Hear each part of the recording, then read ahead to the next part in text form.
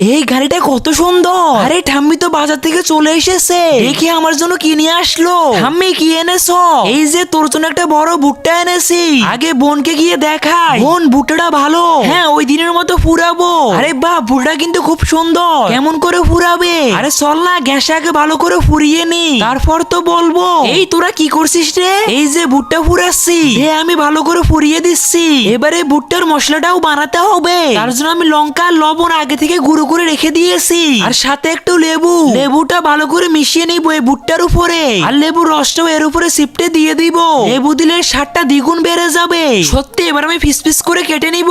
এই যে সুন্দর করে কাটা হয়ে গেছে, সাথে একটু ধনিয়া পাতা দিয়ে দিলাম। এবার তোমরা খাওয়া শুরু করো, দেখি তো মা কেমন হয়েছে। একজন মা কতটা আপন হয়ে থাকে, যার মানেই তাকে জিজ্ঞাসা করে দেখো। তো দেখা যাক বন্ধুরা, এই মায়ের জন্য কে ভিডিওটিতে লাইক এন্ড সাবস্ক্রাইব করে, আর যারা মাকে ভালোবাসো না তারা ভিডিওটি থেকে দূরে থাকো। হ্যাঁ খুবই টেস্টি হয়েছে। আরে দাদুকে না দিয়ে খেয়ে নিলাম আমরা, যাই একটু দাদুকে দিয়ে আসি। দাদু তুমি খাবে না? ওরে সোনা, তুই আমাকে আগে দিতে এসেছিস, হ্যাঁ তুমিও খাও।